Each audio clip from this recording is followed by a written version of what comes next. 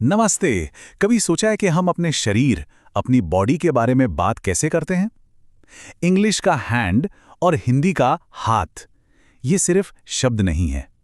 चलिए आज देखते हैं कि हमारी भाषाएं हमारे शरीर को कैसे बयां करती हैं। तो आज की हमारी गाइड है ये लिस्ट। 50 हिस्से, 2 भाषाएं और 1 शरीर। एक ही चीज है, जैसे हमारा दिल इंग्लिश में हार्ट है तो हिंदी में हृदय।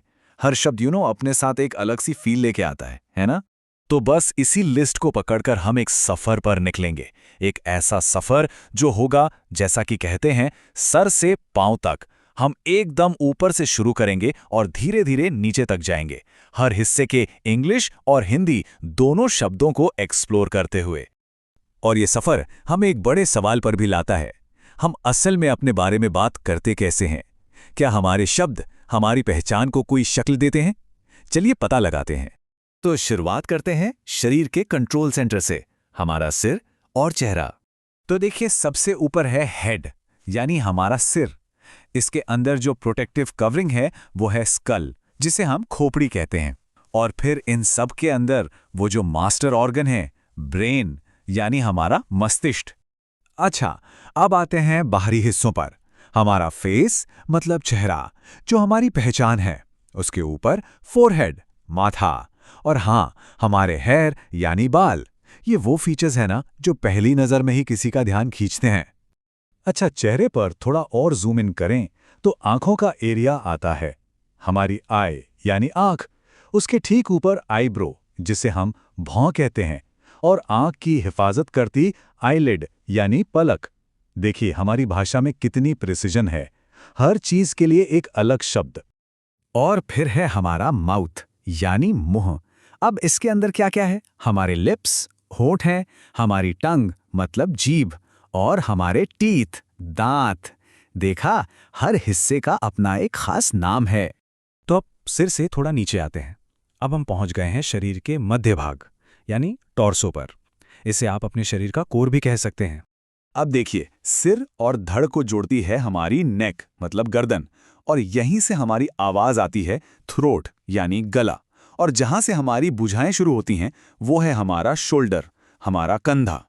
और हाँ, एक और बात, ये लिस्ट सिर्फ बाहरी हिस्सों की नहीं है। इसमें कुछ टेक्निकल अंदरूनी पार्ट्स भी हैं, जैसे कि ट्रेकिया, हमारी श्वास नली। ये मतलब वो विंड पाइप है जो गले को फेफड़ों से जोड़ती है। अच्छा, अब अगर धड़ के बड़े हिस्सों की बात करें तो सामने की तरफ है चेस्ट, सीना। इसके ठीक पीछे बैक यानी पीठ, और इन दोनों के बीच हमारी वेस्ट, कमर। और हाँ, ये मत भूलिएगा कि हम ऐसे ही पूरे 50-50 अलग अलग हिस्सों की बात कर रहे हैं। मतलब हमारे फिजिकल सेल्फ को डिस्क्राइब करने के 50 तरीके। ये तो अपने आप में एक पूरी वोकैबुलरी हो गई।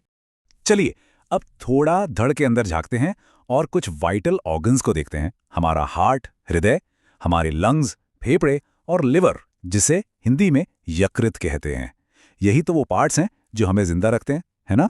इस लिस्ट में डाइजेस्टिव सिस्टम से जुड़े ऑर्गन्स भी हैं, जैसे स्टमक। और यहाँ एक मजेदार बात है, इसके लिए पेट और आमाशय दोनों शब्द दिए हैं।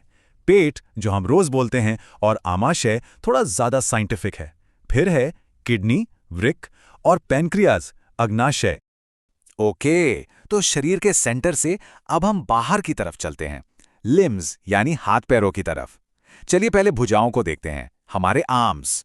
तो जो पूरी आर्म है उसे हम कहते हैं भुजा। इसका जो बीच का जोड़ है ना, जहां से ये मुड़ती है, वो है एल्बो, कोहनी। और जहां हाथ शुरू होता है वो नाजुक सा हिस्सा, रिस्ट, हमारी कलाई। और अब आते हैं हैंड पर, हमारे हाथ पर। हाथ का जो अंदरूनी हिस्सा है वो है पाम, हथेली, हमारी फिंगर्स, अंगुली। और हाँ, इनमें सबसे अलग और सबसे जरूरी, थंब, अंगूठा। चलिए अब इस सफर में और नीचे चलते हैं। अब बारी है हमारी टांगों की। तो जहां से टांगें शुरू होती हैं वो है हिप, कूल्हा। टांग का ऊपरी हिस्सा है थाई, जिसे जांघ कहते हैं। और एक दिलचस्प बात यह है कि पूरे लेग के लिए भी हिंदी में अक्सर पैर शब्द का ही इस्तेमाल होता है। अब टांग के जरूरी जोड़ों को देखें। बीच में है नी, घुटना, और नीचे जहां पैर और टांग मिलते हैं वो है एंकल, टखना। और जैसा मैंने कहा, इंग्लिश में लेग और फुट अलग-अलग हैं, पर हिंदी में अक्सर फुट के लिए भी पैर शब्द ही चलता है। चलिए, अब पैर के बिल्कुल आखिरी हिस्सों को देखते हैं।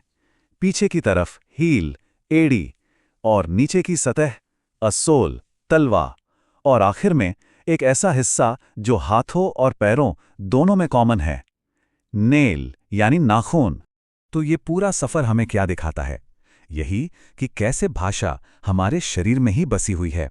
मतलब शरीर के ढांचे, बोन या हड्डी से लेकर हमारी बाहरी परत, स्किन या खाल तक, और हमारे वजूद के केंद्र, हार्ट या हृदय तक।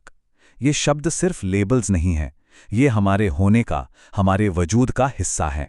तो ये सब हमें एक बहुत ही दिलचस्प सवाल पर लाकर छोड़ता है कि जब किसी एक भाषा में किसी चीज़ के लिए ज़्यादा बेहतर या ज़्यादा सटीक शब्द होता है, तो हम कौन सा चुनते हैं और क्यों? इस पर ज़रा सोचिएगा।